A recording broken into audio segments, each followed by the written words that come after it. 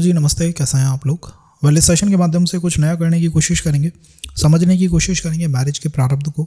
कई आपने एस्ट्रोलॉजर्स देखे होंगे जो कि मैरिज के बारे में चर्चा बहुत करते हैं, डिस्कशन बहुत करते हैं, बट खुद कम्स टू मैरिज वो नहीं जाते हैं उसके अंदर। उसके पीछे का रीज़न क्या है? कौन सा एक ऐसा हाउस है जो कि फियर का एक कारण बन जाता है? कौन सा एक ऐसा हाउस है जिसको आप मैरिज के अराउंड एक्टिवेट होता हुआ पाएंगे? क्यों उपपद लग्न 12th हाउस से निकाली जाती है? इन सब का आंसर आपको इस सेशन के अंदर मिलेगा। आपको ये समझ में आएगा कि यार ये एक प्रारब्ध है जिससे कि या तो मैं बचने की कोशिश कर रहा हूँ, या फिर अगर ये मेरे पॉजिटिव में है तो मेरे लिए अच्छा हो सकता है, बेटर हो सकता है। आफ्टर मैरिज सिचुएशंस मेरे लिए बेटर हो सकती हैं, क्योंकि जहाँ तक भाग्य उदय की बात है, आपको एक अलाइनमेंट 7th हाउस और 9th हाउस का कनेक्शन जब भी कहीं होगा तो एस्ट्रोलॉजर सीधा कहेंगे कि भाई मैरिज के अराउंड और मैरिज के बाद भाग्य उदय होगा, पर्सन को ग्रोथ मिलेगी। लेकिन ये हमेशा सही नहीं बैठता है। 7th हाउस का Lord in the 9th house marriage में समस्याओं को क्रिएट कर देता है, कई टाइम्स क्रिएट कर देता है। तो क्यों ऐसा हो जाता है? क्यों हम किसी एक पर्टिकुलर हाउस को अवॉइड करके मैरिज की अंडरस्टैंडिंग बना रहे हैं? और वो हाउस है 12th हाउस, क्योंकि 12th house guys 7th house से 6th है, सप्तम से छठा है। और ये आपको ये इस बारे में बताता है कि कौन सी वो ऊर्जा है जिसको आप मैरिज के बाद संतुलित कर सकते हो। अगर आप फॉर एग्जांपल एक राशि लेते हो, जैसे कि मेष लगन है, उसका चार्ट लेते हैं, तो मेष लगन के अंदर कौन प्लैनेट मजबूत हो जाता है? सूर्य मजबूत हो जाता है। Surya is all about ego, Surya is all about self. And Mesh जो है वो डिवोशन की राशि नहीं है, मेष डिवोट नहीं होती है। मेष कहती है कि मैं तो क्रिएटर हूँ, आई एम द स्टार्टर, मैंने सब कुछ को स्टार्ट करा है।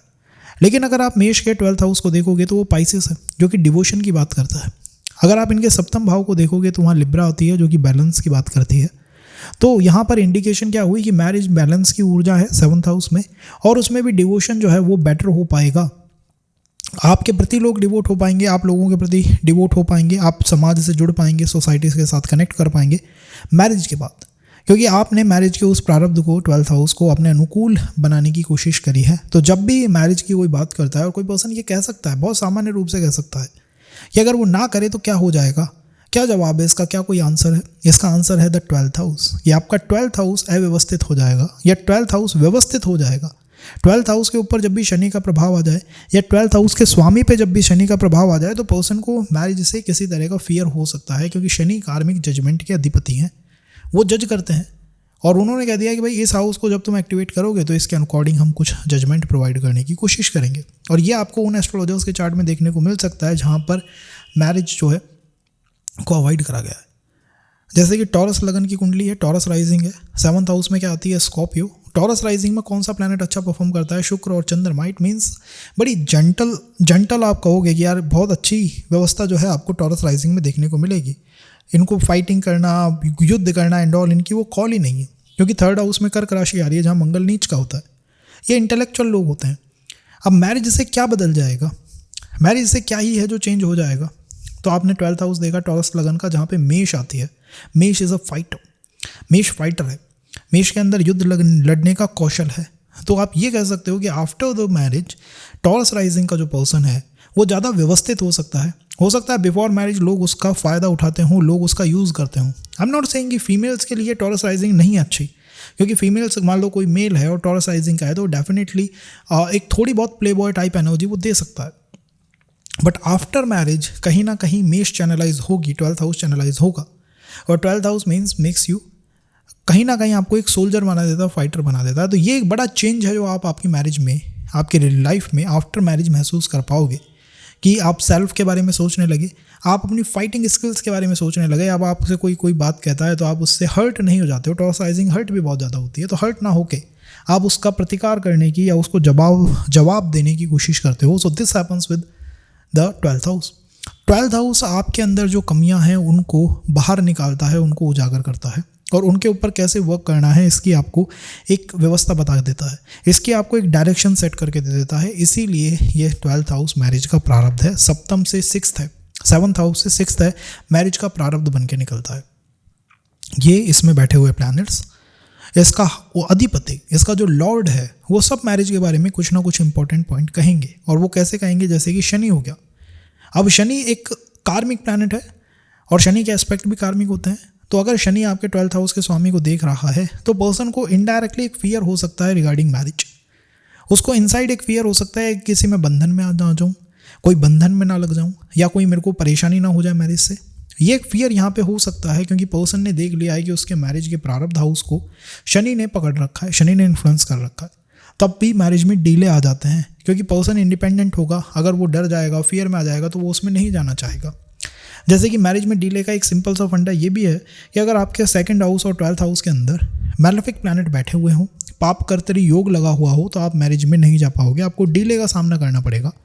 And the reason behind it is यार पर्सन से जब कोई मिलने जाएगा तो वो इतना अपने आसपास इतनी पाप कर्तरी की ऊर्जाएं लेके बैठा हुआ है कि दूसरे को हर्ट कर देगा, लोग आपसे कनेक्ट नहीं कर पाएंगे। So it just is logical, ये एक लॉजिकल पर्सपेक्टिव है कि लॉजिकल पॉइंट से 12th house plays very important role when comes to marriage. Marriage में बहुत इंपॉर्टेंट रोल प्ले करता है, बहुत इंपॉर्टेंट रोल परफॉर्म करता है। यह आपकी उन कमियों को ख़त्म कर देता है जो आपके अंदर हैं, उन समस्याओं का अंत कर देता है। इसका स्वामी जहाँ पे बैठा हुआ है वहाँ पे आप बेटरमेंट महसूस कर सकते हो आफ्टर मैरिज, अगर चीज़ें अनुकूल चल रही हैं। और अगर अनुकूल नहीं चल रही हैं और ये पूरा हाउस ही टर्मोइल्स के अंदर है, पीड़ित है, लेट्स से 12th हाउस के अधिपति पे शनि की दृष्टि आ रही है, 12th हाउस के अधिपति के ऊपर केतु का प्रभाव है, राहु का प्रभाव है, तो इस तरह से ये कुछ ना कुछ पीड़ित होने की ऊर्जाएं रखता है। जुपिटर का प्रभाव नहीं है। जुपिटर एक ऐसे प्लैनेट है, चाहे अपने शत्रु को भी देखें, लेकिन अगर उनका प्रभाव आ गया तो उसको वो सुरक्षित कर देते हैं, उसको वो समाज से जोड़ देते हैं। वो प्लैनेट फिर गलतियां नहीं करता, वो बैड कर्मास को एक्यूमुलेट ही नहीं करता है। बैड कर्मास आप एक्यूमुलेट नहीं करोगे तो कोई बहुत बड़ा परिवर्तन, बहुत कोई टॉक्सिक चेंज जो है आफ्टर मैरिज आपको नहीं देखने को मिलेगा। तो ये एक चीज़ है जो बदल जाएगी, एक चीज़ है जो परिवर्तित हो जाएगी। So now if a Taurus rising person says to you कि भाई मैं मैरिज ना करूँ तो क्या हो जाएगा, तो इसका आंसर सिंपल है कि आप अगर मैरिज में नहीं जाएंगे तो कहीं ना कहीं दुनिया आपका फ़ायदा उठाती रहेगी। आप फाइटिंग स्किल्स नहीं कर पाओगे, आप अपनी तरफ से फाइट नहीं दे पाओगे और स्वयं छोटे से एक बबल के अंदर आके अटक जाओगे। वर्ल्ड के साथ कनेक्ट नहीं कर पाओगे, दुनिया के साथ कनेक्ट नहीं कर पाओगे। द रीज़न इज़ कि आपके अंदर वो फाइटिंग स्किल नहीं है। आप कहीं भी जाओगे वहीं लोग आपको कुछ कहेंगे और आप अपने बबल के अंदर अटक जाओगे। If a Cancer rising sign says कि मुझे मैरिज से क्या फ़ायदा होगा, कैंसर राइजिंग में 12th हाउस का लॉर्ड बुध, 12th हाउस के राशि Gemini. Gemini is all about business. Cancer sign एक ऐसा साइन है जिसको बिजनेस के बारे में कुछ नहीं पता। हो सकता है बहुत अच्छे बिजनेसमैन हो, आई एम नॉट सेइंग कि बिजनेसमैन नहीं हो सकते, but I am saying the business, वो सेल्फिश टेंडेंसीज इनके अंदर नहीं होती हैं। ये अपनी तरफ से मैक्सिमम गिव करने की कोशिश करते हैं। अब इनके 12th हाउस में मिथुन आ रही है, तो 12th हाउस के अंदर मिथुन आना, मिथुन इज अ सेल्फिश ज़ोडिएक, वो अपना हित पहले साधती है। तो आफ्टर मैरिज ये हो सकता है कि आपका स्पाउस आपकी लाइफ में ये चेंज लेके आए, ये एक परिवर्तन लेके आए कि आप अपने गेन्स को पहले साधने की कोशिश करें। आप अपने गेन्स के ऊपर पहले फोकस लगाएं कि मुझे क्या प्राप्त होगा इस चीज़ से। ये एक चेंज होगा। दिस इज़ द चेंज जो हमें आफ्टर मैरिज देखने को मिल सकता है। तो अगर कोई पर्सन आपसे कहता है कि क्या ही बदल जाएगा, तो आपसे कहिएगा कि एक पर्टिकुलर हाउस है जिससे आप अवॉइड हो जाओगे, डिवॉइड हो जाओगे। इसीलिए उपपद लग्न 12th हाउस से काउंट की जाती है। इसीलिए काम का हाउस 12th हाउस को कहा जाता है। मोक्ष है वैसे तो, लेकिन फिर भी बैड प्लेजर इसी में आता है, क्योंकि एक परिवर्तन लेके आएगा आपकी पर्सनैलिटी के अंदर, एक चेंज। और पहले तो अगर कोई रिचुअल्स भी करे जाते थे, इवन आज भी अगर कोई रिचुअल्स करे जाते हैं, तो उसमें आपके स्पाउस का होना बहुत इंपॉर्टेंट है। बिना स्पाउस के वो तो मोक्ष की यात्रा है, वो एक डिवॉइड यात्रा है, अधूरी यात्रा है, ये भी कहा जाता है, क्योंकि वो 12th हाउस को एक्टिवेट नहीं कर पाएगा। पर्सन जो है 12th हाउस को पूर्ण रूप से व्यवस्थित नहीं कर पाएगा। अब सेकंड, अगर हम बात करें कि मैरिज में डीले के क्या कारण हो सकते हैं, तो डीले के कारणों में अगर हम 12th हाउस के अधिपति को देखें और वो रेट्रो हो गया हो तो एक परेशानी है। 12th हाउस के अधिपति का रेट्रो हो जाना, किसी रेट्रो प्लैनेट का 12th हाउस के लॉर्ड पे या 12th हाउस पे प्रभाव आ जाना, या फिर शनि जैसे प्लैनेट का उस पर प्रभाव आ जाना, ये 3 पॉइंट सीधे डीले को इंडिकेट कर सकते हैं। क्यों इंडिकेट कर सकते हैं? क्योंकि जब भी कोई प्लैनेट रेट्रो होता है तो वो इंट्रोस्पेक्शन में चला जाता है। भाई आपका किसी चीज़ से कर्म है, आप उसमें इंट्रोस्पेक्शन में आ गए, आप सोच रहे हो जाऊँ या ना जाऊँ, जाऊँ या ना जाऊँ, इसको सॉल्व करूँ या ना करूँ, तो उससे पर्सन भयभीत हो सकता है और वो मैरिज में जाने को मना कर सकता है। मैं उन लोगों की बात कर रहा हूँ जो इंडिपेंडेंट हैं, जो मजबूत हैं। अगर आप वीक पर्सन हो कि भाई आपके ऊपर 10 लोगों ने डंडे रख रखे हैं और आपको जब मर्जी आते हैं पीट देते हैं, तो फिर आपके लिए ना 12th हाउस में एंटर करता है ना 7th हाउस, क्योंकि दास के लिए, जो दास होता है, जो स्लेव होता है, उसके लिए कोई एस्ट्रोलॉजी वर्क नहीं करती। उसके लिए केवल उसके मास्टर का चार्ट वर्क करता है। मास्टर सेज सनराइज तो slave says sunrise. If you are independent personality, a dominant personality, you are someone जो कि अपने अनुसार डिसीजन ले सकता है, then the 12th house plays very important role. तब आप महसूस करोगे कि यार 12th हाउस का लॉर्ड कॉज रेट्रोग्रेड है, मैं एक जजमेंट नहीं बना पा रहा हूँ कि मुझे किसी चीज़ में जाना चाहिए या नहीं जाना चाहिए, क्या वो मेरे लिए बेटर होगा या नहीं होगा। The same thing 12th house is all about your अध्यात्म। 12th हाउस अध्यात्म के बारे में भी है। तो इसके ऊपर अगर केतु का बहुत प्रभाव आ रहा है 12th हाउस के अंदर, लाइक केतु सिटिंग देव, या फिर 12th हाउस के लॉर्ड को केतु कहीं से दृष्ट कर रहा है, या फिर केतु उसके साथ बैठा हुआ है, तो ये तीनों पॉइंट्स भी हमें कहीं ना कहीं उसमें जाने से रोकती हैं, क्योंकि वहाँ पर केतु की ऊर्जा क्या होती है, Ketu is a very self oriented planet. Ketu कहता है अगर कोई भी कर्म है तो कोई दिक्कत की बात नहीं है, हम मंत्र से काट देंगे। केतु इज़ अ समवन जो इसको मंत्र चैंट करना बड़ा अच्छा लगता है। तो केतु सेज कि भाई अगर कोई समस्या है तो बेफिक्र रहिए ना, हमारे पास मंत्र चैंटिंग की भी तो पावर है, तो हम मंत्र चैंट करेंगे और हम इस समस्या को हमेशा के लिए ख़त्म कर देंगे। इस वजह से पर्सन को मैरिज में डिलेज का सामना करना पड़ जाता है।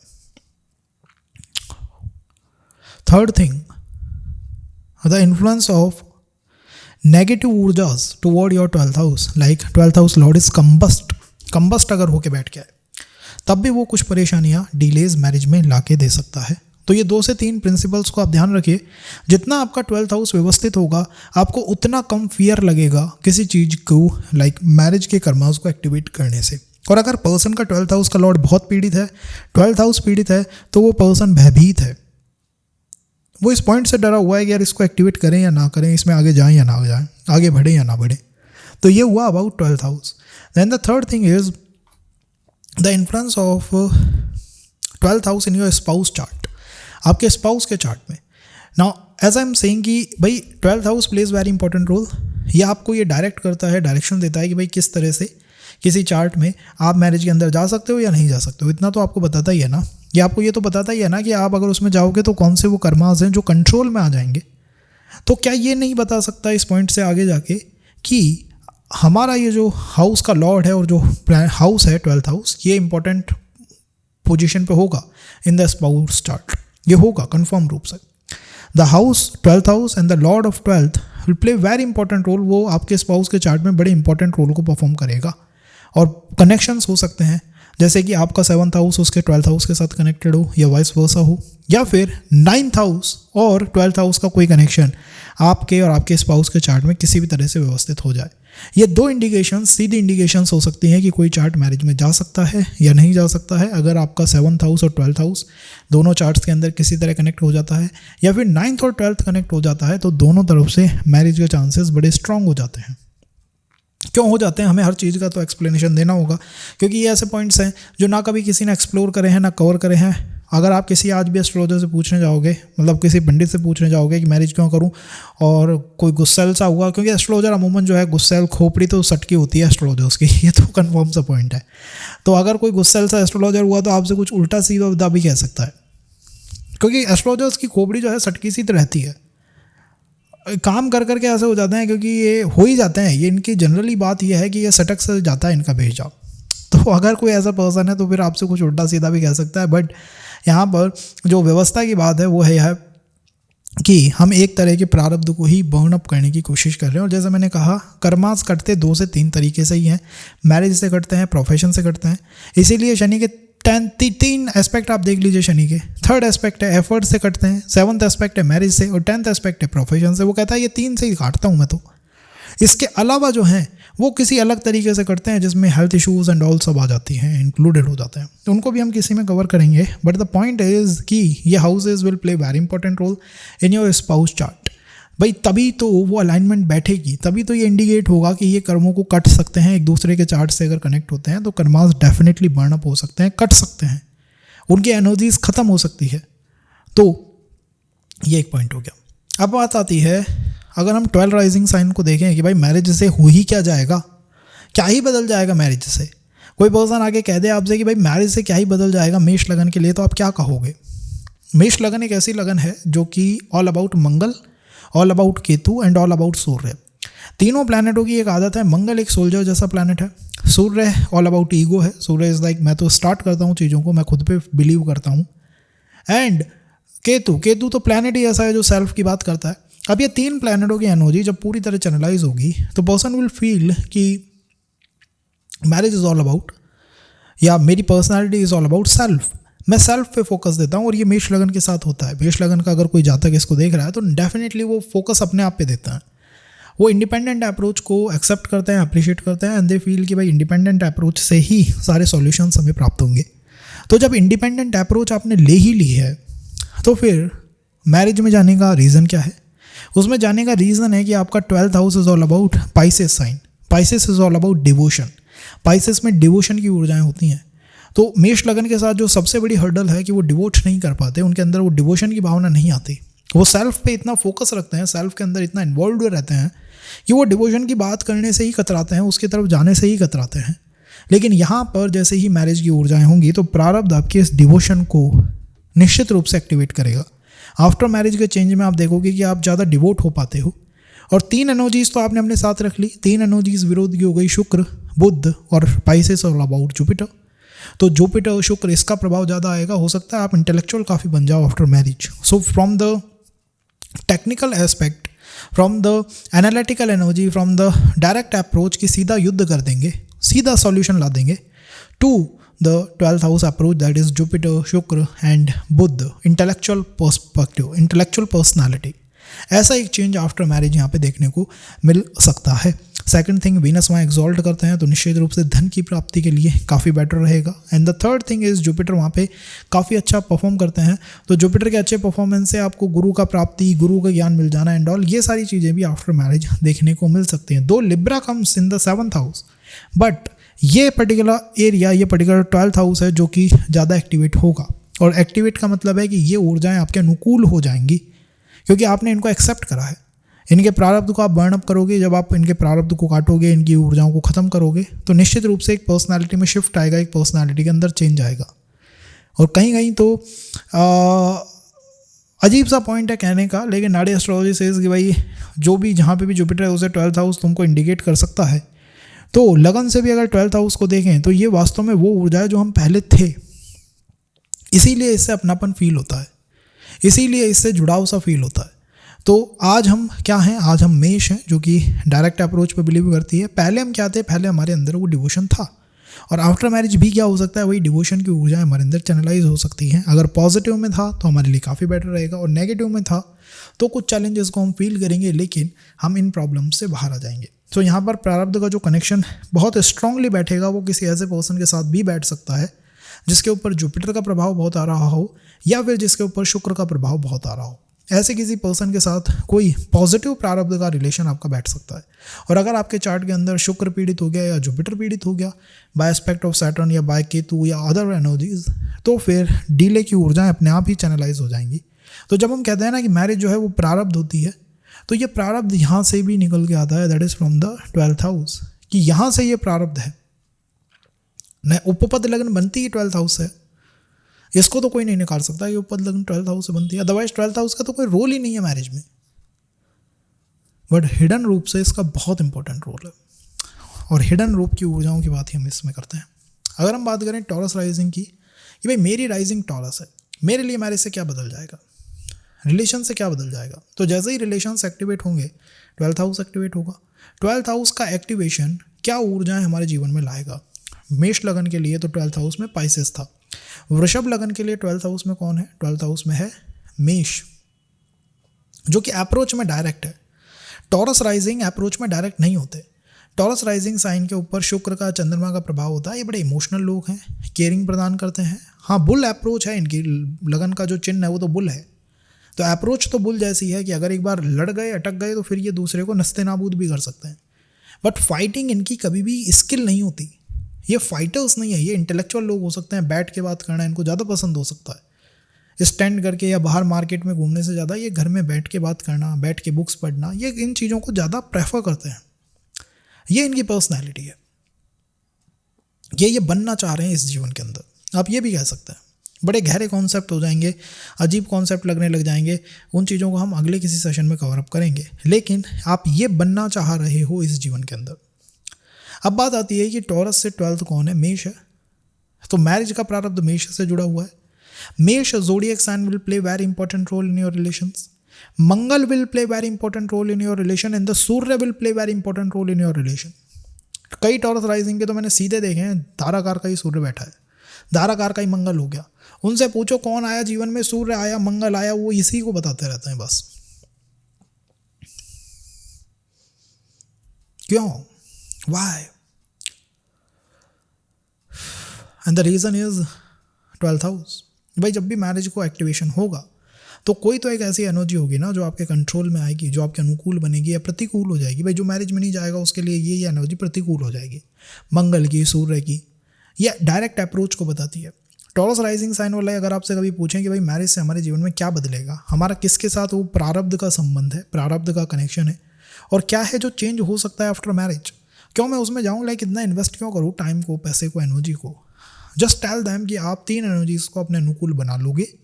3 एनर्जीज हैं सूर्य की, मंगल की। केतु को आप एडिशनल मान सकते हो, but Surya and Mangal yes. इसीलिए इनके चार्ट में 7th हाउस में मंगल का इन्फ्लुएंस आता है। धारा कारका पे सूर्य या मंगल का इन्फ्लुएंस होगा, ऐसा हो नहीं सकता कि ना हो भाई, क्योंकि वो एनर्जी तो आपके जीवन में आने को है ना, आपका उसी के साथ प्रारब्ध है। तो जब भी प्रारब्ध की बात आएगी तो इन एनर्जीज के साथ आपका प्रारब्ध का कनेक्शन है। क्या चेंज होगा रिलेशन के बाद या मैरिज के बाद? टॉरस की अप्रोच बदल जाएगी। आपकी अप्रोच ऐसी हो जाएगी, यार मुझे अपना हित भी देखना है, क्योंकि टॉरस साइन ऐसा साइन है जो प्ले बॉय एनर्जी को रख सकता है। इसमें कोई गलत बात नहीं है कि इनके अंदर वो होती है, क्योंकि वीनस और मून का प्रभाव है एक्सट्रीमली इन पे, लेकिन फिर भी केयरिंग प्रदान करने में, नरिशमेंट देने में, स्वीट सॉफ्ट होने में इनकी अच्छी खासी भूमिका होती है। लेकिन जैसे ही ये मैरिज को या रिलेशन को एक्टिवेट करेंगे, इनका 12th हाउस इनका अनुकूल हो जाएगा, जो कि फाइनेंस हो सकता है, जो कि डायरेक्ट अप्रोच हो सकती है। तो जो ये इनडायरेक्ट अप्रोच रखते हैं ना, किसी से फेस पे उसको हर्ट करने वाली बात ना कहना, मन में रख लेना, किसी को ये ना बताना क्या इनके मन में चल रहा है, किसी को दुख ना देना, हर्ट ना करना, फेस पे हर्ट ना करना, पीछे बुराई कर लेना, वो डायरेक्ट अप्रोच हो जाएगी, शिफ्ट हो जाएगा पूरी तरह। डायरेक्ट अप्रोच आ गई भाई साहब। अब तो हम सीधा बात करते हैं, जो करते हैं सीधी जंग लड़ते हैं। लोगों में जाने लग जाओगे, सोसाइटी में जाने लग जाओगे, बाहर घूमने लग जाओगे, मार्केट जाना, पहाड़ चढ़ना एंड ऑल, ये सारा चेंज आपके अंदर आएगा। अब अगर यहीं पे मंगल पीड़ित हो गया आपके चार्ट में, मंगल को शनि ने देख लिया साहब, मंगल पे केतु का प्रभाव आ गया और आपने एस्ट्रोलॉजी और सीख ली, अब फिर चार्ट में मैरिज में जाना बड़ा मुश्किल है, क्योंकि शनि को आप शनि इज अ कार का, जो कि मैरिज में परेशानियों को ला सकता है। भाई कर्म का कारक है, कर्म के प्लैनेट से कनेक्ट हो गया, इसका अर्थ है कि मैरिज के बाद वो जज करेगा आपको। तब फिर पर्सन जो है वो इधर उधर की बात करता है कि अब नहीं जाना है, अब बचना है इस चीज़ से। तो हमने उस पॉइंट को भी कवर करा कि कैसे एक इंसान 2-3 अप्रोचेस रख सकता है। वो भी ये भी कह सकता है कि नहीं भाई मुझे नहीं जाना है, मुझे बचना है। वो इस पॉइंट से होता है। डीले इससे आ सकता है, और जितना सॉलिड पर्सन होगा उसको उतना डीले का सामना करना पड़ेगा if your Mangal is expected और इन्फ्लुएंस्ड बाय सैटर्न। सॉलिड इंसान नहीं हो, दबे हुए हो, कोई दबा रहा है आपको, परेशान कर रहा है, तो बात अलग है। जहाँ पे भी रिलेशंस बनेंगे वहाँ पे ब्लड और the direct approach will play very important role. Direct approach, सीधी अप्रोच, ये परिवर्तन आपके अंदर आएगा। टू सबके लिए सब कुछ कर देना, फ्रॉम देयर टू खुद के लिए सोचना, इक्वल में मानना, ये मानना कि I am strong, I am confident, I am the creator, ऐसा फील आपको होने लग सकता है। अगर हम मिथुन की बात करें कि मेरी तो साहब जेमिनी राइजिंग है, मुझे तो ये बताइए मैरिज के बाद क्या बदल जाएगा, प्रारब्ध मेरा किन ग्रहों के साथ है इन द रिलेशंस। तो Mithun is all about the communication energy, sexual energies, yes. और मिथुन सेल्फिश आउटलुक को रखती है। मिथुन एक ऐसी ज़ोडिएक साइन है, आप बुरा मानिए अच्छा मानिए, ये बिजनेसमैन अप्रोच रखता है Budh. Budh is not like Jupiter. Jupiter is like मुझसे जो चाहिए ले जाओ। Budh is like no no no no, मुझे बताओ कि मुझसे तुम क्या लेके जा रहे हो, मैं पहले अपना हित देखूंगा, पहले अपना हित साधूंगा। यह अप्रोच होती है बुध की और मिथुन की। मिथुन की अप्रोच ही ऐसी होती है। अब बात है कि मैरिज के बाद क्या बदल सकता है, या मैरिज से क्या एक्टिवेट होगा, कौन से प्लैनेट के साथ आपको वो प्रारब्ध का कनेक्शन दिखाई देता है। So that connection is with your 12th house. 12th house से होगा प्रारब्ध अगर होगा तो। अब 12th हाउस में एनर्जी कौन सी आ गई, राइजिंग साइन कौन सा है 12th हाउस में, टॉरस। टॉरस कैसा साइन है, फैमिली ओरिएंटेड, परिवार ओरिएंटेड। ये आपको परिवार से जोड़ देता है, ये आपको फाइनेंस से जोड़ देता है, ये आपको लोगों की केयर करने से जोड़ देता है। मैंने ऐसे जेमिनी राइजिंग देखे हैं जो आफ्टर मैरिज अपने हित के बारे में सोचना बंद कर चुके हैं। They think about their family, they think about society, and they think कि what they can give, how they can nurture, दूसरे को सुख कैसे दे सकते हैं। आपका प्रारब्ध है टॉरस के साथ, शुक्र के साथ, चंद्रमा के साथ। कई बार तो मिथुन राशि में स्पाउस ऐसा मिल जाता है जो कि बिजनेस के अंदर चला गया है, कॉस्मेटिक्स के किसी काम में चला गया, क्योंकि इन दोनों प्लैनेटों से आपका प्रारब्ध है। फेमस पर्सन आपको मिल सकता है, दैट इज ऑल्सो पॉसिबल। ये आपके प्रारब्ध की ऊर्जाएं कि मैरिज में आपका क्या प्रारब्ध है, ये प्रारब्ध है। आप अपने धारा कारक को देखिएगा, अपने सप्तम भाव को देखिएगा, कहीं ना कहीं से इन्फ्लुएंस ऑफ मून वीनस आने लगेगा, मून और वीनस का प्रभाव आने लगेगा। तो ऐसी एनर्जीज को आप अट्रैक्ट करते हो इन द रिलेशंस। तो जो आपके अंदर एक कमी थी कि सेल्फ का बारे में सबसे ज़्यादा सोचना, नॉट टुवर्ड द अदर्स, वो शिफ्ट हो गई है, वो बदल गई है। सेल्फ के साथ साथ अदर्स की भी इक्वेशन यहाँ पे आने लगी है। अगर आपके चार्ट में शुक्र एफ्लिक्टेड है by Saturn, by Rahu Ketu, और उसमें भी केतु और सैटर्न मोर, और आपने एस्ट्रोलॉजी और सीख लिया, तो मैरिज में डिले आएगा। इवन अगर अफ्लिक्टेड है और आप एक थोड़ा सा आपको डर लगता है, क्योंकि मिथुन अपने बारे में सोचेगी, वो सेल्फिश तो है, सेल्फ के बारे में वो सोचती है, और अच्छी बात है क्योंकि वो खुद इंडिपेंडेंट अप्रोच है उसकी। वो ये कहती है भाई ना तुम मुझको कुछ दो ना मैं तुम्हें कुछ दूँ, यह अप्रोच है उसकी। तो ये अप्रोच आपको मैरिज में भी रिफ्लेक्ट होगी। कैसे रिफ्लेक्ट होगी कि आफ्टर द मैरिज एक चेंज, एक परिवर्तन, एक बदलाव, एंड दैट बदलाव इज़ कि आप लोगों के बारे में सोचने लगे हो। And the second thing is शुक्र का आपकी लाइफ में ज़्यादा पॉजिटिव इन्फ्लुएंस आने लगा है। तो मैरिज से शुक्र भी इंक्रीज हो सकता है, धन धान्य की व्यवस्था इंक्रीज हो सकती है, and second positive influence of शुक्र आ सकता है। स्पाउस यहाँ पे निश्चित रूप से आप ये कह सकते हो कि ब्यूटीफुल तो दिखाई देगा, क्योंकि मून और वीनस की पॉजिटिव एनर्जीज होती हैं, और मेल्स के लिए ज़्यादा, फीमेल्स के लिए तो फिर भी हटाइए, बट मेल्स के लिए डेफिनेटली। और अगर यही प्लैनेट पीड़ित हो गए, एफ्लिक्ट खा गए, तो फिर डिले आएगा, चाहे सप्तम भाव पे किसी प्लैनेट की दृष्टि ना हो, क्योंकि इंसान भयभीत हो जाएगा, वो डर जाएगा। धारा कारक पे देखिए मून और वीनस का क्या कोई प्रभाव है, 7th हाउस पे देखिए मून और वीनस का क्या कोई प्रभाव है, दशाज में मून और वीनस का क्या कोई प्रभाव है। और जो पर्सन आपके जीवन में आ रहा है, सोमवार शुक्रवार ऐसे किसी वार को तो नहीं आ रहा, किसी डे को तो नहीं आ रहा। जब आप इन प्लैनेटों से कनेक्ट करोगे तब आप स्पाउस के साथ ज़्यादा कनेक्शन फील करोगे।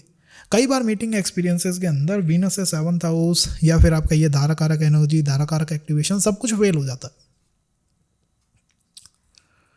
भाई मैरिज ब्यूरो अब एक नई चीज़ बनी है, मैरिज ब्यूरो, ठीक है। उसमें अगर 100 लोग एक दूसरे के साथ मिल गए, तो पहले कोई ऐसे पोजीशन ही नहीं थी ना कि भाई ये मैरिज ब्यूरो में मिलेंगे।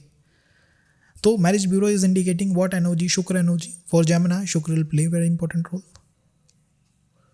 तो आप इस तरह से कैलकुलेशंस तक पहुंच सकते हो, उस अंडरस्टैंडिंग तक पहुंच सकते हो। तो ये एक प्लैनेटरी अलाइनमेंट है जो कि बहुत इंपॉर्टेंट रोल परफॉर्म करती है। ये एक चेंज है जो आपके जीवन में आ सकता है। चार्ट में देखिए शुक्र कहाँ पे पोजीशनड है, उस हाउस में कुछ पॉजिटिव, कुछ अनुकूल एनर्जीज आ सकती हैं। और अगर आप उसमें नहीं जाते हो मैरिज में, तो फिर ये शुक्र जो है सेकंड, जो टॉरस है, इससे आपका विरोध हो सकता है, चंद्रमा से, मून से, वीनस से। आपको गुस्सा आ सकता है आर्ट पे, कल्चर पे। आपको ऐसा लग सकता है यार आर्ट कल्चर की तरफ मैं जब भी जाता हूँ या सीखने की कोशिश करता हूँ, मैं नहीं सीख पाता हूँ। ये परिवर्तन यहाँ पे महसूस किया जा सकता है, देखा जा सकता है। तो होने से या जाने से होगा क्या, 12th हाउस हो सकेगा हमारे कंट्रोल में आ जाए। नहीं जाते हैं तो प्रतिकूल हो जाएगा, और जब वो प्रतिकूल हो जाएगा तो हम फैमिली फ्रेंड्स एनर्जी के साथ नहीं जुड़ पाएंगे, नहीं कोलैबोरेट कर पाएंगे। इतना सा एक चेंज, इतना सा एक परिवर्तन हमें फेस करना पड़ेगा, हमें देखना पड़ेगा। So this is for the planet in the 12th, this is for the rising in the 12th। अगर हम कैंसर राइजिंग साइन की बात करें, about Cancer rising sign, so Cancer rising sign कैसा है? जब आप कैंसर राइजिंग साइन की बात करते हो तो आपके माइंड में क्या आता है? सबसे पहले चंद्रमा आता है। चंद्रमा is the cosmic mother. Cosmic mother है तो यूनिवर्स ने इनको रिस्पॉन्सिबिलिटी दी है कि भाई आप तो है दुनिया की हेल्प करो, इमोशनली लोगों को बेटर करो, इमोशनली लोगों को मजबूत करो, उनके इमोशंस को आप कह सकते हो उनको इमोशनल सपोर्ट देने की कोशिश करो। This is the responsibility.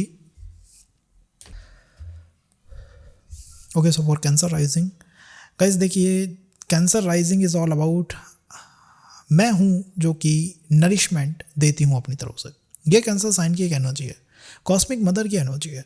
हमेशा अपनी तरफ से प्रोवाइड करने की कोशिश करते हैं, और इनके अंदर सबसे बड़ी जो कमी होती है वो होती है कि ये अपने सेल्फ के बारे में, खुद के बारे में नहीं सोच पाते हैं। वो सेल्फिश अप्रोच इनकी नहीं आ पाती है। हाँ, आपका कैंसर साइन के साथ विरोध हो सकता है, ये भी पॉसिबल है कि कैंसर साइन के साथ आपका विरोध हो जाए। कई लोग होंगे जो कि देखेंगे यार उनका जो एक्स था, उनका जो पर्सन था वो कैंसर राइजिंग था, वो पर्सन बेकार पर्सन बन के निकला, क्योंकि ये ओवर इमोशनल राशि है। इसके मूड स्विंग्स बिल्कुल भी हैंडल नहीं किए जा सकते।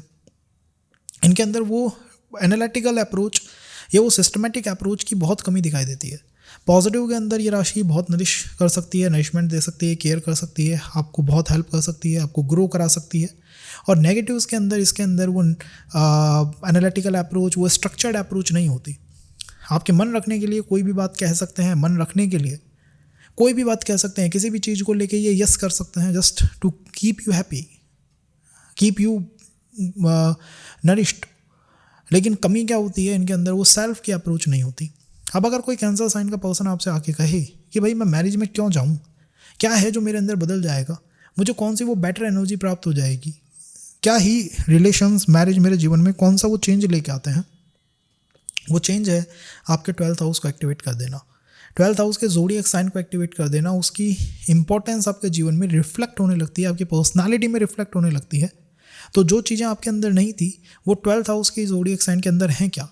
जेमिनी सेल्फ के बारे में सोचता है, स्ट्रक्चर्ड राशि है, बड़ी एनालिटिकल राशि है, प्लान करके चलते हैं अपने जीवन को, इस समय ये करना है, इस समय ये करना है, इस समय ये करना है, और जीवन से मैक्सिमम प्राप्त करने की कोशिश करते हैं। और खुद के बारे में पहले सोचते हैं, कुछ भी ज्ञान देने से पहले, कुछ भी बताने से पहले स्वयं के बारे में सोचते हैं।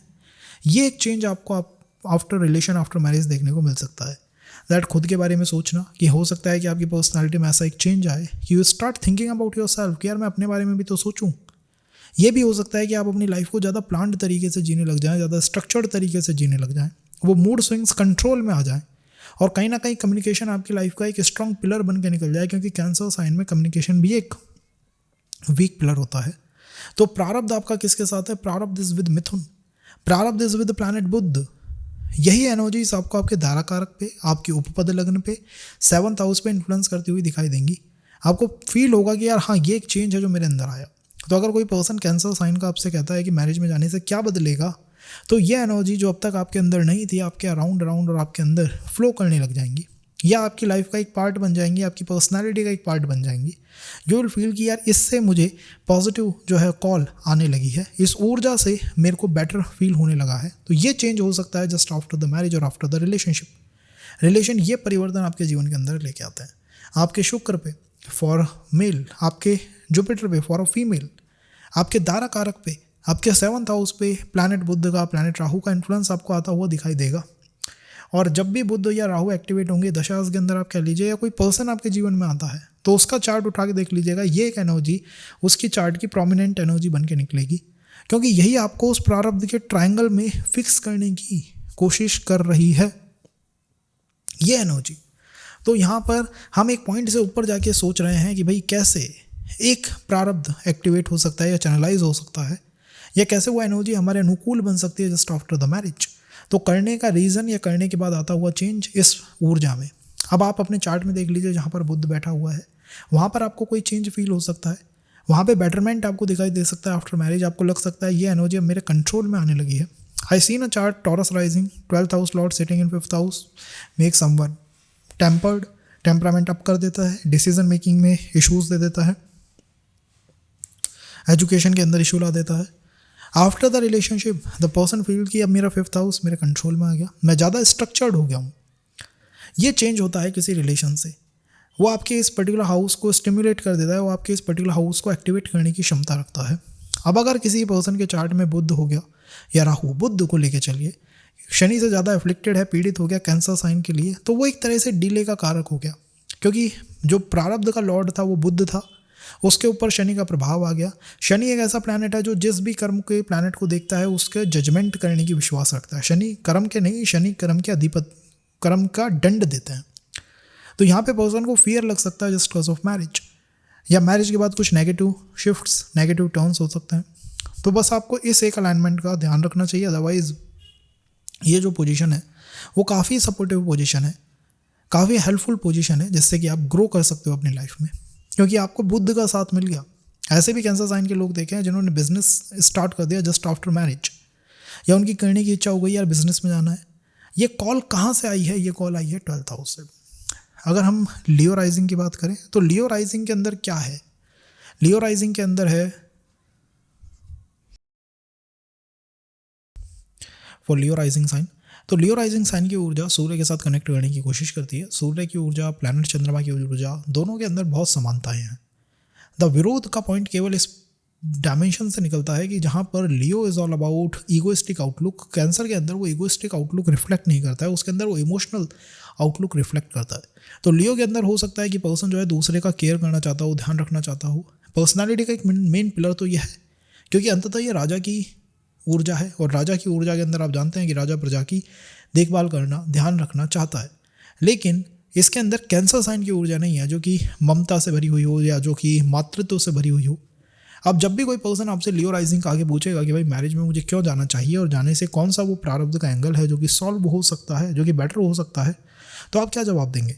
कि आपकी पर्सनालिटी का मेन पिलर जो है वो सूर्य के साथ कनेक्ट करता है। सूर्य एक डोमिनेंट प्लैनेट है, वी एक्सेप्ट इट। सूर्य एक स्ट्रॉन्ग प्लैनेट है, वी एक्सेप्ट इट। सूर्य एक ऐसा प्लैनेट है जो कि आपको डायरेक्शन सेट करके देता है कि आपको क्या करना चाहिए, क्या नहीं करना चाहिए। सूर्य एक स्ट्रक्चर बना के चलता है। भाई राजा होगा तो वो एक स्ट्रक्चर बनाएगा, एक कानून व्यवस्था स्थापित करेगा। लेकिन इसके अंदर कैंसर साइन की वो फन लविंग एनर्जी कई बार मिसिंग हो जाती है। आई एम नॉट सेइंग कि कैंसर लियो साइन जो है वो फन लविंग नहीं है, आई एम जस्ट सेइंग कि कैंसर साइन जैसा उदार व्यक्तित्व जो है वो लियो का नहीं हो पाता है। कैंसर साइन जैसे अपने आप को ढाल लेता है दूसरों की हेल्प करने के लिए, लियो अपने आप को वो चेंज नहीं कर पाता। लियो इज़ लाइक माई वे और highway. My way, I know कि मेरा डायरेक्शन ठीक है और मैं तुम्हें लेके चल भी सकता हूँ, but for you I just can't change my behaviour. और ये कैंसर साइन के अंदर है। कैंसर साइन के अंदर ऊर्जा है अकोमोडेट करने की, दूसरों के अनुसार बदल जाने की। एक परिवर्तन आपको देखने को मिल सकता है आफ्टर द मैरिज। और कई लियो राइजिंग के लोग आफ्टर मैरिज जो है या आफ्टर रिलेशनशिप ज़्यादा कैंसर साइन की एनर्जीज़ को रिफ्लेक्ट करते हुए दिखाई देते हैं।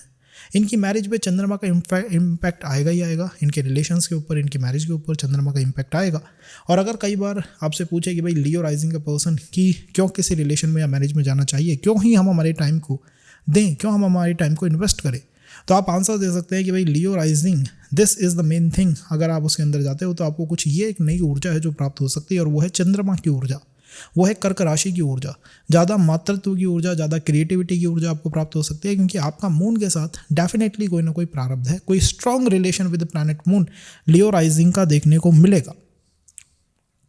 तारा कारक के ऊपर इन्फ्लुएंस आ सकता है प्लैनेट मून का, 7th हाउस पे आ सकता है, उपपद लग्न पे आ सकता है।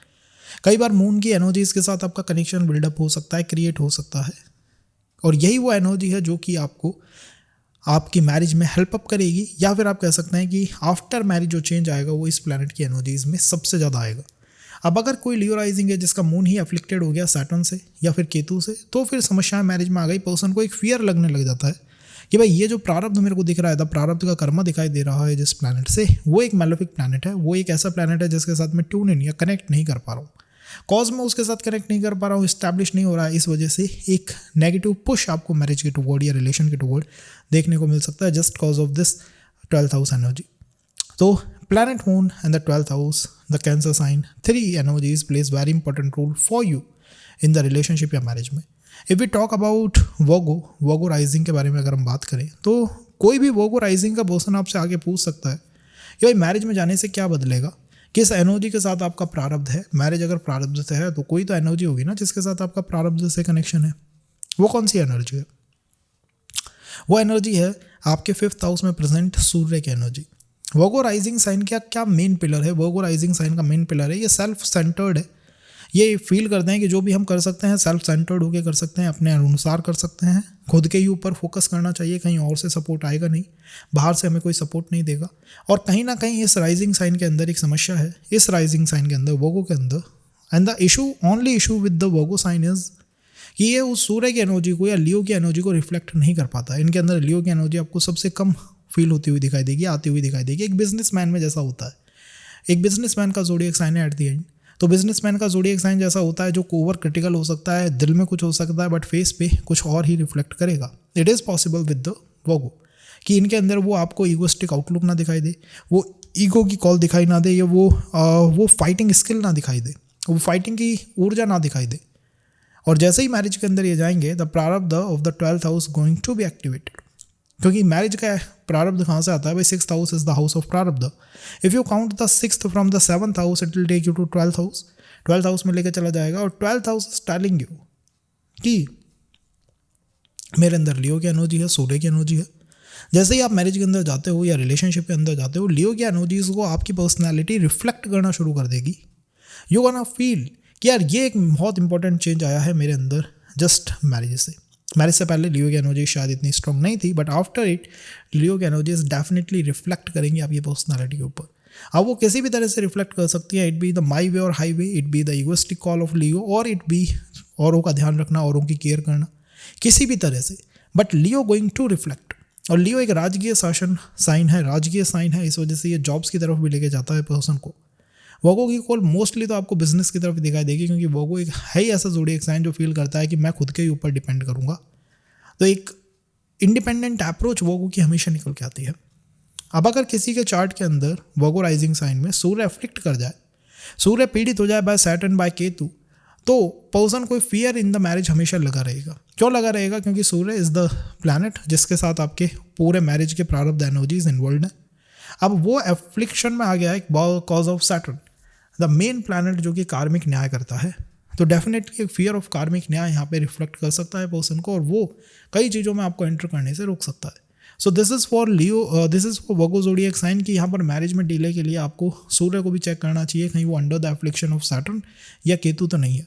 और दूसरी बात है, आपके दारा कारक पे, सेवंथ हाउस पे, सेवंथ हाउस के स्वामी पे कहीं ना कहीं से सूर्य का प्रभाव आएगा, सूर्य का प्रभाव देखने को मिलेगा। बिकॉज यही वो एक चीज़ है जो कि हम कहीं मिस आउट कर रहे हैं हमारी पर्सनालिटी में, हमारे मेन पिलर में। भाई आप किसी भी चीज़ में जाओगे, कुछ तो वो आपको एड ऑन देगा, या नहीं देगा तो फिर क्यों जाओगे? तो एड ऑन जो मिलता है वो ये ज़ोडिएक साइन आपके अनुकूल व्यवहार करने लग जाता है। इसका स्वामी सूर्य आपके अनुकूल व्यवहार करने लग जाता है, सूर्य से लाभ आने लग जाते हैं।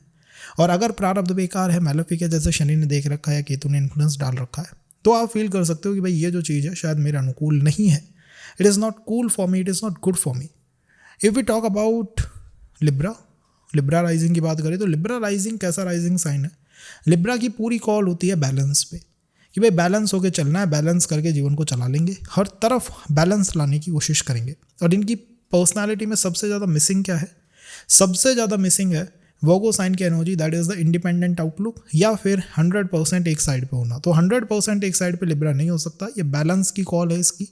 शनि यहाँ पे सबसे ज़्यादा स्ट्रांग होता है। शनि इज़ ऑल अबाउट, एक कार्मिक प्लैनेट है, डीले का प्लैनेट है, धीमा चलता है, और उसकी कॉल ज़्यादा जॉब ओरिएंटेड कॉल है। तो लिब्रा में आप मान सकते हो कि जो मैक्सिमम कॉल निकलती है पर्सनैलिटीज़ वो ऐसी होती हैं जो कि बैलेंस को डेफिनेटली प्रेफर करती हैं, और जिनके अंदर एक डीले की कॉल लगी होती है कि हर चीज़ में थोड़ा समय लेंगे और फिर एंटरप्ट करेंगे। अब बात आती है कि लिब्रा के लिए आफ्टर मैरिज क्या चेंज हो सकता है, या लिब्रा का प्रारब्ध कनेक्शन किसके साथ है। हम जब कहते हैं मैरिज प्रारब्ध से है, तो कोई तो रीज़न होगा उसका प्रारब्ध से होने का, and that reason comes from seventh house. No, it is actually the 12th house, from there the actual reason comes. In Libra the 12th house is having Virgo rising. Virgo rising का lord कौन हो गया? बुध हो गया। आपकी personality में जो कमी है वो वर्गो ही तो कंप्लीट कर सकता है, that independent approach, that 100% on one side. तो वो जो डिलेमा है, वो जो कन्फ्यूज़न है, वो जो बैलेंस करने की ऊर्जा है, वो चेंज हो सकती है जस्ट कॉज ऑफ रिलेशनशिप या मैरिज, वो बदल सकती है। उसके बाद आप ऐसे हो सकते हो कि यार इंडिपेंडेंट अप्रोच रखनी है, हमें ऐसी अप्रोच रखनी है जिसमें हम खुद का हित भी साध पाएँ और 100% गेन्स को हम अपनी तरफ कर पाएँ। तो जो एक मेन कमी थी लिब्रा की, वो इस पॉइंट से दूर हो सकती है, ख़त्म हो सकती है। इसका अर्थ है कि जब भी किसी रिलेशन या मैरिज की बात आएगी तो 12th house will play very important role. Lord of 12th house is planet Budh, so Budh will play important role in the दारकार का perspective, the 7th house perspective, और द आत्मकार का, और सॉरी द उपपद लगना, planet Budh will play very important role. Even in the दशा of planet Budh कोई पर्सन जीवन में आ सकता है, क्योंकि उसके साथ आपका जो अटैचमेंट है वो 12th हाउस वाला है, जो कहीं ना कहीं प्रारब्ध का है। अब अगर इसमें बुध रेट्रो और हो गया तो फिर इसके अंदर और एक एड ऑन फ्लेवर आ गया। अगर ये रेट्रो एस्पेक्ट में आ गया तो और एड ऑन फ्लेवर आ गया, और अगर इस बुध के ऊपर शनि का एस्पेक्ट आ गया तो फिर चीज़ें बिट टफ हो जाती हैं, चैलेंजिंग हो जाती हैं। क्यों? क्योंकि शनि इज़ द कार्मिक प्लैनेट। जब भी वो किसी कार्मिक एंगल को देखेगा तो उसके ऊपर तो उसका पूरा का पूरा कार्मिक न्याय का पर्सपेक्टिव होगा। पर्सन को खुद ही फियर लग सकता है मैरिज में जाने से। ही विल से कि भाई जाओ जाओ जाओ, and the person will say भाई नहीं, ये चीज़ हो ही नहीं पा रही है। तो ये होता है जब लिब्रा राइजिंग के अंदर एक्टिवेट होती है। आपको चेक करना चाहिए where your Budh is sitting, that one house is very important for you, that one zodiac sign, that one house is very important. If the marriage thing is favourable for you then definitely वो house और वो rising sign, वो जो zodiac है वो favour में work कर सकता है. And if this thing is not favourable for you तो वही नेगेटिव में वर्क कर सकता है. वही हाउस, वही एनर्जी आपको कुछ चैलेंजेस ला के दे सकती है.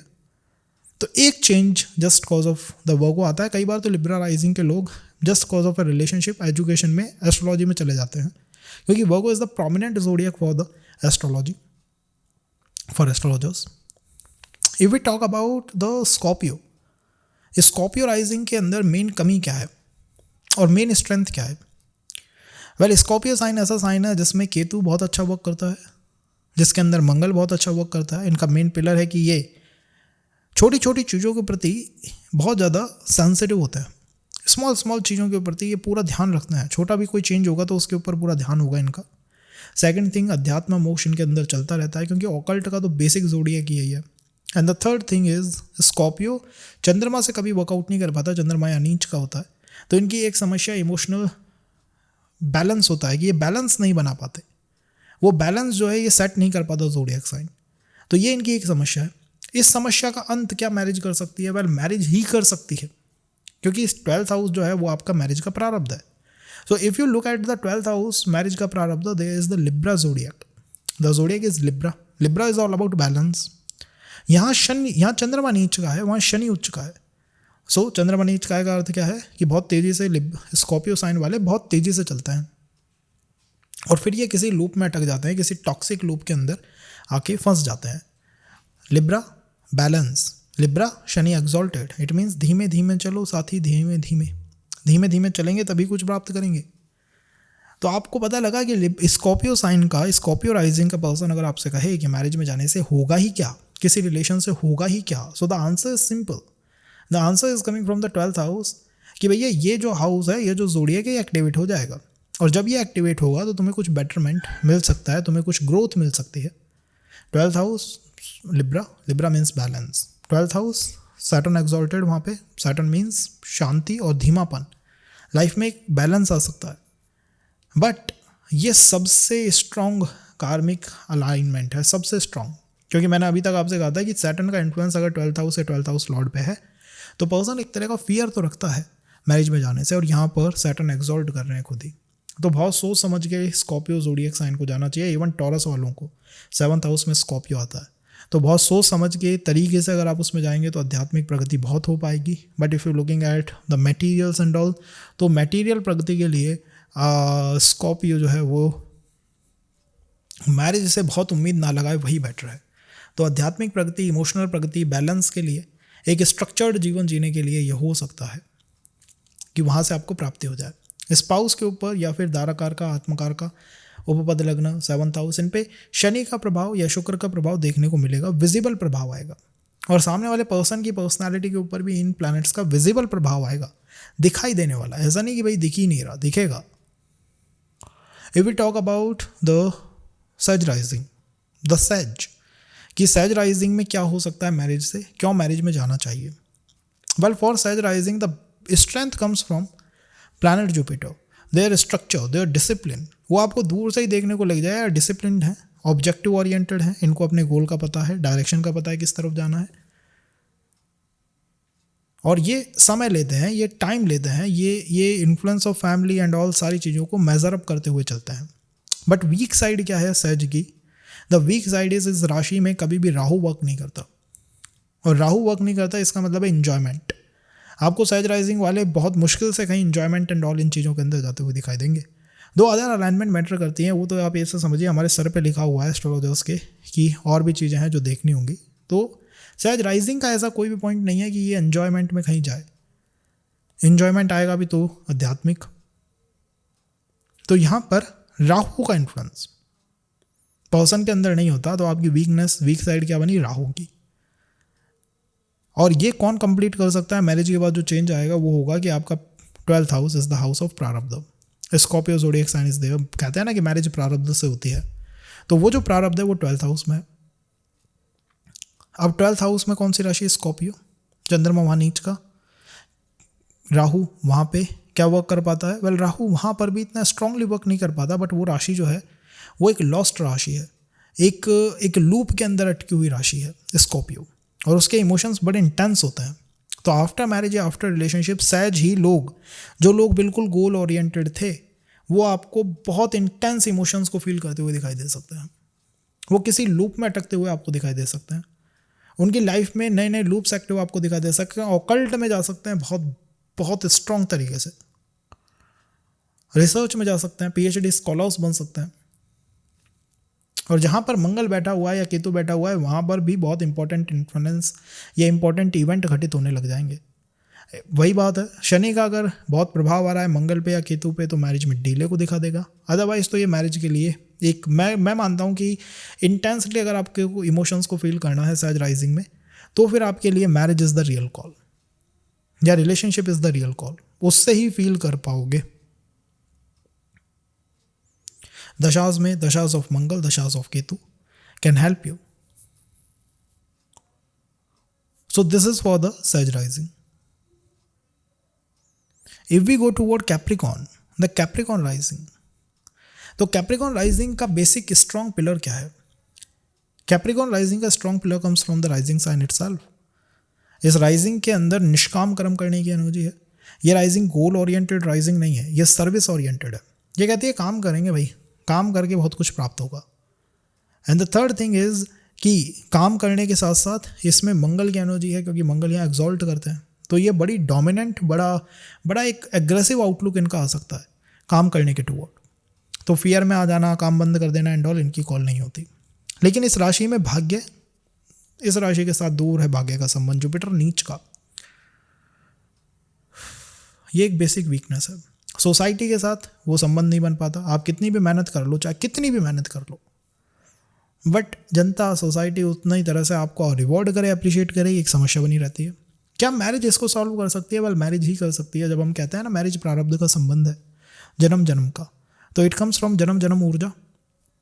इन your birth chart the 12th house having सैज the main trine of Jupiter, it means कि जुपिटर, कोई भी रिलेशनशिप, कोई भी मैरिज आपके इस हाउस को, इस प्लैनेट को एक्टिवेट करेगी, जुपिटर को एक्टिवेट करेगी। जुपिटर का एक्टिवेट होना अच्छा है, भाग्य का सपोर्ट आ सकता है। तो आप मान सकते हैं कि भाग्य का support after marriage Capricorn rising को देखने को मिल सकता है। अब यहाँ लोग ऐसे गुस्सा हो जाएंगे जिनको अभी तक नहीं आया है, मैरिज हो गई है। तो अगर अलग अलग अलाइनमेंट भी एक्टिवेट हैं, कोई काम कर रही हैं, जैसे शनि जुपिटर को देख रहा है, केतु जुपिटर के साथ है, तो चैलेंजेस हैं। अदरवाइज तो सपोर्ट आना चाहिए, क्योंकि जुपिटर एक्टिवेट होगा, आपने उस प्लैनेट को, उस हाउस को अपने अनुकूल बना लिया। तो ये एक चेंज आफ्टर मैरिज यहाँ महसूस करा जा सकता है। सोसाइटी के टूवर्ड से ज़्यादा एप्रिशिएशन आ सकती हैं, सोसाइटी के टूवर्ड से ज़्यादा सपोर्ट आ सकता है। इस एक चेंज को कैप्रिकॉन राइजिंग में महसूस फील करा जा सकता है। So this is the real change happens after the relation और आफ्टर द मैरिज। और मंगल भी डाउन होगा तो आप कह सकते हैं कि थोड़ा सा पर्सन बैलेंस को ज़्यादा फील कर सकता है। चार्ट में देखना चाहिए where Jupiter is sitting, that one house, that one zodiac sign will play very important role, comes to the relation और कम्स टू द मैरिज और कम्स टू द पर्सन का growth. If we talk about Aquarius 11 number, तो 11 number की rising का main pillar क्या है? Aquarius rising का 11 number की राइजिंग का मेन पिलर है, इनका मेन पिलर आता कहाँ से? इनका मेन पिलर आता है इनके बिहेवियर से। ये एक सर्विस ओरिएंटेड राशि नहीं है, ये गोल ओरिएंटेड राशि है। जो कैप्रिकॉन थी वो निष्काम थी, वो कहती थी भाई रिजल्ट आएगा तब देखेंगे, काम तो करते रहेंगे। एक्वेरियस ऐसी नहीं, एक्वेरियस कहती है रिजल्ट पहले आएगा, काम बाद में होगा। ये इनकी अप्रोच होती है। बहुत अच्छी राशि है, comes to social media, comes to network marketing, comes to लोगों के साथ जुड़ना, फ्रेंड सर्कल को बिल्ड करना, कम्स टू एसेट मैनेज करना, कम्स टू गोल के ऊपर फोकस इसका सबसे ज़्यादा है, सकाम है, डिज़ायर्स की राशि है। और इसमें सबसे बड़ी वीकनेस क्या है कि ये एफर्ट देने में या फिर वो जो अपनी तरफ से एनर्जी इन्वेस्ट करना होता है उसमें इतनी तरह अच्छी वर्कआउट नहीं करती। गोल पे तो फोकस है बट अपने काम पे या सर्विस पे फोकस बहुत ज़्यादा एक्वेरियस का नहीं आता। क्या मैरिज से ये चीज़ चेंज हो सकती है? क्योंकि कोई पर्सन आपसे एक्वेरियस राइजिंग का कभी भी पूछ सकता है कि मुझे मैरिज में क्यों जाना चाहिए, मैरिज से मेरा क्या प्रारब्ध है, किस ग्रह के साथ मेरा प्रारब्ध है, किस ग्रह के साथ वो कर्मा है, और क्या प्लस चेंज होगा आफ्टर मैरिज। एंड आप इसका आंसर कहाँ से निकालोगे? फ्रॉम द 12th हाउस, क्योंकि 12th हाउस सप्तम से छठा है। जैसे ही आप उसमें एंटर करोगे 12th हाउस आपके फेवर में हो जाएगा, वो प्लैनेट्स आपके फेवर में हो जाएंगे। अगर शनि का इन्फ्लुएंस इस हाउस पे या इसके लॉर्ड पे आ रहा है तो चीज़ें बिट डिस्टर्बिंग हो सकती हैं, बिट पीड़ित करने वाली हो सकती हैं। Now in your chart the 12th house is having Capricorn, Capricorn है 12th हाउस के अंदर। अब कैप्रिकॉन का मूल फंडा क्या है? सर्विस, उसका गोल नहीं है। तो आफ्टर रिलेशन, आफ्टर मैरिज कहीं ना कहीं पर्सनालिटी में एक पॉजिटिव स्विच आ सकता है, एक बैलेंस आ सकता है, जो कि पहले ऑल द टाइम केवल और केवल गोल पे थी कि रिजल्ट दो तब काम, रिजल्ट पहले फिर काम, वो कहीं ना कहीं शिफ्ट हो सकती है टुवर्ड पहले काम फिर रिजल्ट। ये एक चेंज है जो कि हमें देखना चाहिए, और अगर हम ये चेंज चाहते हैं तो रिलेशंस हमारे लिए फेवरेबल हो सकता है। नहीं तो अगर आप मैरिज में नहीं जाते हो, रिलेशंस में नहीं जाते हो, तो one thing is for sure कि आपको इस एक पॉइंट से हमेशा के लिए हाथ धोना पड़ेगा। इस पॉइंट से हाथ धोना पड़ेगा कि मैं फिर एफर्ट ही नहीं दे पाऊंगा, मैं हमेशा गोल के ही पर्सपेक्टिव में उलझा रहूँगा, एफर्ट्स के पॉइंट पे मैं कभी नहीं आ पाऊँगा। ये एक चेंज है, ये एक बदलाव है। If we go toward Pisces, अगर हम पाइसेस की तरफ शिफ्ट करें तो पाइसेस साइन कैसा साइन है? राइजिंग साइन अगर पाइसेस हो तो उसकी स्ट्रेंथ क्या बनती है? डिवोशन। अब डिवोशन का मतलब क्या है कि अपने गोल्स पे, अपने गेन्स पे ध्यान ही नहीं देते, उस पर इनका ध्यान नहीं है। तो पाइसेस साइन की मेन स्ट्रेंथ क्या है? डिवोशन। अपनी तरफ से दे दिया साहब। अब इसको कई लोग मोक्ष कह देते हैं, अध्यात्म कहते हैं, एक्चुअल में तो ये डिवोशन है, हर चीज़ को जैसा है वैसा एक्सेप्ट कर लेना। इसीलिए ड्रीम्स की राशि कही जाती है। अब बात ये आती है कि किसी भी पर्सन को पाइसेस राइजिंग के अगर ये कंसर्न आ जाए कि मुझे मैरिज में जाने से क्या मिलेगा, कौन सा वो प्लैनेट है जो अनुकूल हो जाएगा, कोई प्रतिकूल हो जाएगा, कोई मेरे साथ हो जाएगा, खिलाफ हो जाएगा, जाऊं या ना जाऊं, डर भय, सब कुछ का आंसर कहाँ है? उसका आंसर है आपके 12th हाउस में। For Pisces rising the 12th house is under the influence of Aquarius. Aquarius is a goal oriented राशि। You see the dilemma here, this is the dilemma thing. जो आपकी personality में नहीं है वो आपके आगे है। आपके अंदर डिवोशन है, पीछे डिवोशन नहीं है, पीछे डिज़ायर्स हैं। यहाँ पे डिवोशन आ गया, वहाँ डिज़ायर्स हैं। तो मैरिज के बाद ये एक चेंज हो सकता है, रिलेशंस के बाद आपका डिवोशन से निकल के आप एकदम से डिज़ायर्स पे जा सकते हो। जो अभी तक कह रहे थे कि नहीं सोशल मीडिया कुछ नहीं करना, नेटवर्क कुछ नहीं, हम तो बस अपने ड्रीम्स में हैं, अपनी ज़िंदगी में अपने बबल में जी रहे हैं, वो एकदम से ओरिएंटेड हो जाते हैं टुवर्ड समाज कि दुनिया में क्या चल रहा है। तो बबल से बाहर निकालने वाली राशि है। मैरिज रिलेशंस आपको बबल से बाहर निकाल सकते हैं कि अपने इस बबल से बाहर निकलो भाई, दुनिया में देखो और क्या हो रहा है। तो अगर कोई पाइसेस राइजिंग का पर्सन आपसे ये क्वेश्चन पूछता है तो उसका आंसर सीधा है, सिंपल है, इसी पॉइंट से निकल के आएगा कि ये परिवर्तन है भाई, कुछ और परिवर्तन को मत देखो, ये आ रहा है परिवर्तन सीधा। इस तरह से चार्ट में प्रारब्ध लगते हैं।